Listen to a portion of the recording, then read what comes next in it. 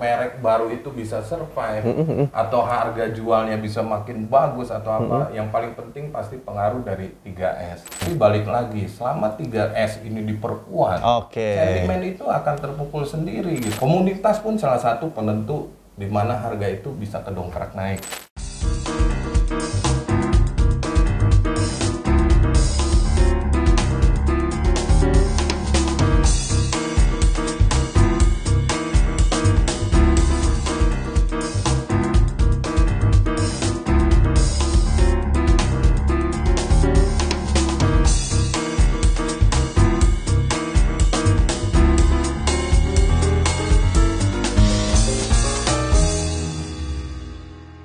Halo teman-teman belanja mobil.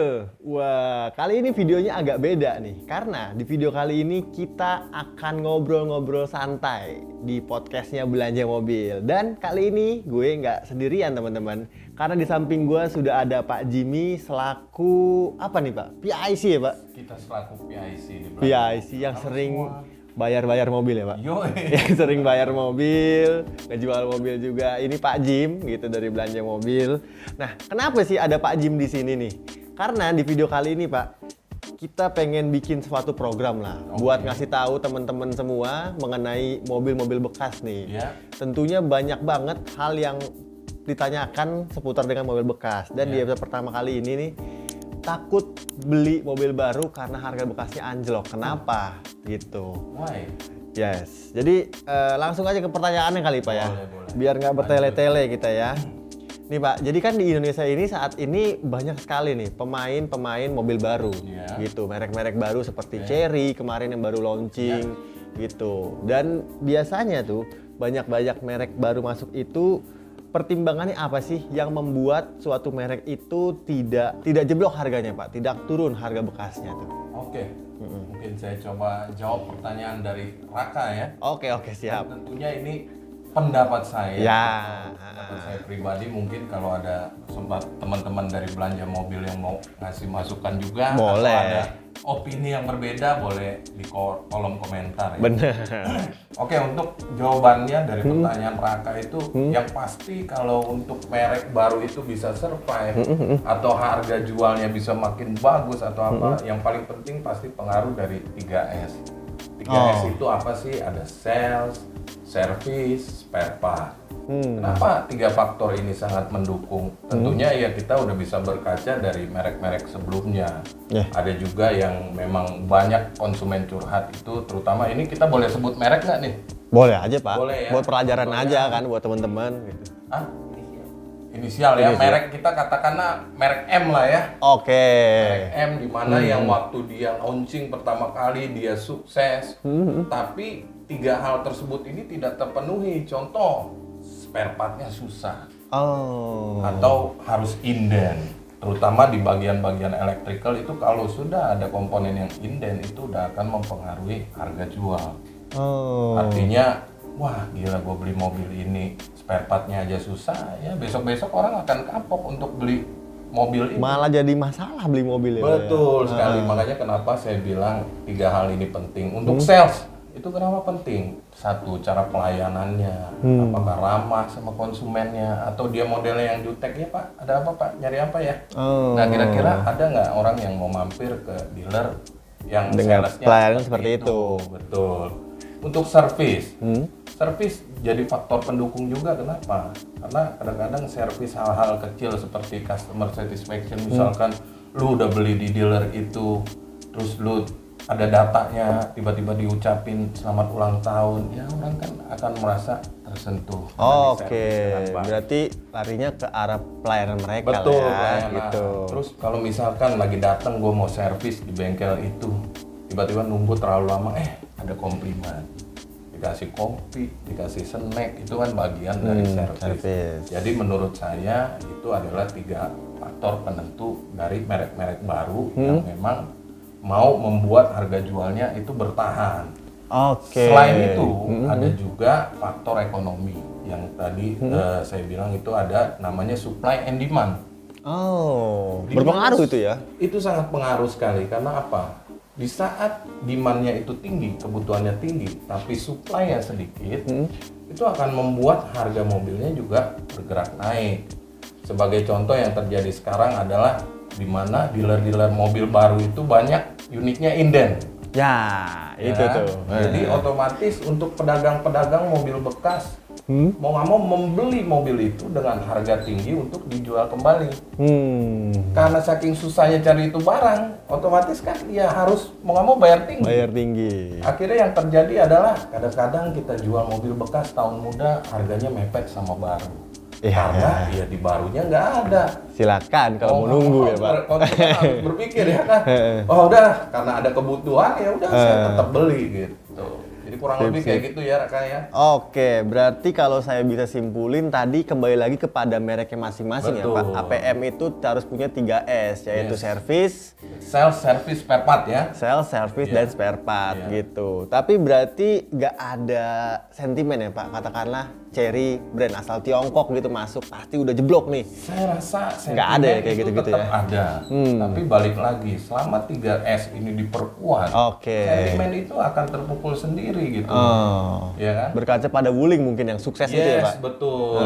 Wuling itu boleh dibilang mobilnya itu walaupun Wuling gitu ya, karena dari China, tapi dia teknologinya canggih semua speknya juga komplit, sudah ada terutama kayak Almas itu yang sudah komplit kan, ada panoramik, ada voice comment, ya tentunya produknya sangat bagus. Kalau didukung 3S, spare partnya gampang, servisnya juga bagus, segala macamnya oke. Saya rasa harga jualnya sangat bagus. Contohnya sekarang kayak Almas, itu harga jualnya oke, menurut saya tinggi. Gitu. Jadi tidak terlalu jeblok walaupun brand baru ya Pak? Tidak jeblok karena demand-nya juga kebutuhannya banyak. Mau yang 5 seat, mau yang 7 seat. Terus kalau di tipe yang satu lagi yang Cortez. di bawah itu saya lupa, Cortez. Itu juga demand banyak tinggi. Ya? Betul. Mungkin yang agak kurang tuh yang Convero ya. Convero, entry levelnya. Betul. Oke, jadi kayak gitu teman-teman, semoga bisa tahu nih. Jadi ternyata ya sebenarnya peran APM lagi untuk memperkuat harga bekas dari mobilnya itu. Betul sekali. Biar nggak jeblok-jeblok banget. Betul. Pertanyaan nomor 2 hampir mirip-mirip nih Pak. Gitu. Merek-merek tertentu sudah pasti mengalami depresiasi. Kayak tadi misalnya merek Tiongkok, merek katakanlah mobil Eropa gitu. Kita beli 1 miliar BMW tahun 2017, di 2020 dijual cuma 500 juta gitu Pak. Apakah ada sentimen kayak gitu Pak? Depresiasi harga sesuai dengan merek-merek? Sebetulnya balik lagi ke masalah supply and demand itu tadi. Untuk sentimen merek-merek tertentu, selama kebutuhan atau demand-nya tinggi, terutama lagi pameran nih ya, karena ada IMS sebelumnya. Itu kalau yang datang ke IMS tiba-tiba kebutuhannya atau yang inden, yang DP itu banyak produk tersebut, itu artinya kan demand-nya tinggi. Nanti balik lagi, supply-nya itu terpenuhi nggak semua? Kalau supply-nya nggak terpenuhi, otomatis orang akan mencari mobil bekas. Ya kan? Nah, gitu mobil bekasnya itu mudah didapat atau tidak? Ternyata susah juga. Itu akan membuat harga jualnya juga lebih tinggi. Jadi mau nggak mau yang pedagang juga belinya tinggi, jualnya juga tinggi. Balik lagi ya ke hukum supply and demand itu tadi. Jadi sentimen-sentimen itu sebetulnya ya ada, tapi tidak terlalu berpengaruh lah. Berarti bisa dikatakan ya mobil Jerman pun banyak peminatnya ya Pak ya? Ya. Mercedes-Benz lebih tepatnya ya? Betul, itu banyak sekali contoh ya. Kayak misalkan BMW, itu yang saya terjadi di lapangan adalah kita bicara Z4. Z4 itu harga barunya itu sekitar on the road-nya 1,6 lebih. Yes, jambar. Tapi yang bisa terjual di pasar, itu bisa terjualnya angka 1,6an juga. Mepet sekali sama baru, karena apa? Karena dia inden sampai akhir tahun. Itu pun dengan catatan kalau tidak mundur lagi. Iya benar biasanya. Lagi, wah gila. Terus ada lagi contoh Land Cruiser. Yes, ini harga baru yang boleh dibilang ini sangat-sangat spektakuler ya. Harga price listnya 2,4 atau 2,5 saya lupa ya. Tapi yang terjadi di pasaran adalah harga jual 3,1 M, bahkan ada yang 3,2 M. Ya, betul. Karena apa? Karena ya memang indennya panjang sekali. Buat yang pencinta Land Cruiser sih nggak mau nunggu, Pak. Nggak mau nunggu. Gue punya duit ya gue bayar. Mau berapapun juga namanya gue mau pakai itu mobil. Dan jangan salah, dia bayar 3,1. Yes. Belum tentu dia akan rugi banyak. Benar. Karena pasarnya sudah terbentuk dengan harga sekian dan indenya sangat panjang. Jadi sebetulnya ya jangan takut rugi kalau udah suka Land Cruiser, apalagi lu pakai itu kan pasti lama. 3 tahun minimal sampai 5 tahun maksimal. Jadi saya harganya rasa masih bertahan. Oke. Ada juga kan yang bertahan nih, contoh Jeep Wrangler. Itu karena mobil barunya harganya semakin naik, otomatis yang tahun-tahun tuanya juga ikutan naik. Itu juga salah satunya gitu loh. Jeep Wrangler ya, karena emang ya udah nggak continue lagi, nggak produksi lagi ya Pak, jadi makin betul. Naik. Berarti kalau berkaca kayak Land Cruiser, kayak ini fenomena ini terjadi pada Suzuki Jimny juga ya Pak dulu? Terjadi, Pak? Betul. Jimny ya? Iya, dan Jimny juga sempat terjadi juga, karena mereka juga ada bangun komunitas Jimny ya kan. Jadi itu juga, komunitas pun salah satu penentu di mana harga itu bisa kedongkrak naik. Ya, itu kan juga terjadi sama Wuling, ada komunitas Wuling, itu juga menentukan harga itu naik. Berarti community juga berpengaruh. Nah, kalau yang saya mau tanyain Pak, di Jimny itu kan sekarang harga pasarannya ada di angka 500-400 juta ya, kalau untuk barunya ya. Itu kayak kata Bapak tadi, berkurangnya signifikan nggak Pak nanti kalau misalnya itu? Karena udah terbentuk pasarnya, mungkin tidak ya Pak ya? Jadi kita balik lagi ke trennya. Apakah Jimny itu trennya masih ada sampai sekarang atau tidak? Kalau dia masih ada trennya, ya tentunya harga jualnya belum anjlok. Saat ini sih memang trennya lagi agak turun. Untuk Jimny ya. Untuk Jimny ya. Jadi dia ada penyesuaian harga, penurunan gitu loh. Tapi nanti kalau dia trennya bisa naik karena ini juga mobil limited, ya pastinya juga harganya akan naik stabil lagi terus. Itu terjadi kan di Jimny yang tipe sebelumnya, Jimny White ya. Dimana harganya itu aja masih tahun 2019 masih 400-an. Ya nggak masuk resmi sih Pak ya? Yes, betul. Oke, sekarang kita mengerucut nih Pak. Kalau tadi kan kita ngomongin merek-merek nih Pak. Apakah ada sentimen khusus dari jenis mobil Pak? Katakanlah sekarang mobil SUV kan sedang digandrungi ya, sedang disukai masyarakat Indonesia. Apakah nanti harga mobil sedan, lu beli sedan jeblok harganya? Jenis-jenis mobil begitu ada nggak sih sentimen khusus Pak? Sebetulnya ya, kalau untuk bicara sentimen akan bikin harga itu jeblok atau tidak yang di luar SUV ya. Tentunya itu semua sentimennya hampir tidak ada. Kenapa? Karena yang menentukan sebetulnya mobil ini anjlok atau tidak ya balik lagi ke hukum tadi ya, supply and demand. Tapi selain itu ada juga yang ibaratnya lu kalau mau jual, kalau mobil lu kondisinya bagus, kilometer antik, pajak panjang, cat full orisinil, ya tentunya kan harga mobil itu juga jadi tinggi. Ke fisik mobilnya. Betul, ya berarti ya. Balik lagi ke fisik unit itu tersebut. Kalau tingkat orisinilitasnya tinggi ya udah pasti harga jualnya juga tinggi. Dan tentunya kalau memang SUV itu memang lagi jadi tren sekarang, memang penjualannya lagi tinggi, harga jual dia pun akan naik. Gitu. Itu terjadi kan di CR-V ya. CR-V itu pada tahun lalu kita jual ya, tahun lalu nih kita bicara kalau nggak salah bulan 9-10 tahun 2021 itu kita jual dengan angka 525 juta harga tunai. Begitu masuk tahun ini harga jual tunainya 600, kita pernah jual 600 lebih. Iya, karena memang harga barunya naik ya Pak ya. Karena harga barunya juga jadi 650-an. Cuma saat ini memang lagi agak ada penurunan sedikit, penyesuaian harga, cuman kita nggak tahu akan balik ke 600 lagi atau mungkin makin turun. Jadi bisa dikatakan dari obrolan beberapa pertanyaan kita pun sebagai pedagang mobil bekas Pak mengikuti kebijakan mobil baru ya Pak. Betul sekali. Itu sangat mengikuti banget korelasinya. Yang tahun muda ya, yang masih ada warantinya dari dealer ya, itu akan berpengaruh tuh untuk harga OTR baru ya. Iya, jadi ya memang banyak yang di kolom komentar kemarin kemahalan karena kita mengikuti permintaan pasar ya Pak. Betul. Pasar sudah terbentuk seperti itu ya. Memang komentar ada yang bilang kemahalan itu wajar. Tapi yang terjadi di kita adalah walaupun banyak yang bilang kemahalan tapi laku. Benar. Itu fakta ya, saya juga bingung kalau memang ada yang bilang kemahalan ya itu kan memang hak mereka gitu. Tapi memang pasar menentukannya berbeda. Bukan berarti kita itu jual mahal, untungnya gede, belum tentu loh. Tapi kita mengikuti tren ini. Di saat harga mobil bergejolak naik, ya kita ikutin.